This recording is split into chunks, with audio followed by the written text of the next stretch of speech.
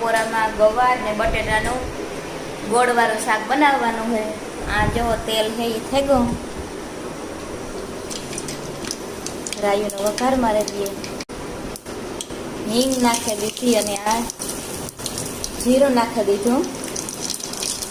એ આપણે ગવાર ને બટેટા નાખી દઈએ. આદુ અને લસણની પેસ્ટ. આ મીઠું નાખી દીધું. હળદર, ચટણી નાખી દીધી. જરાક વધારે નાખવી ચટણી. ગોળ નાખી હોય ધાણા જીરાનું પાવડર એટલો ગોળ નાખો. 1 ગ્લાસ પાણી નાખે, ઢાંકણું બંધ કરો. ટેસ્ટી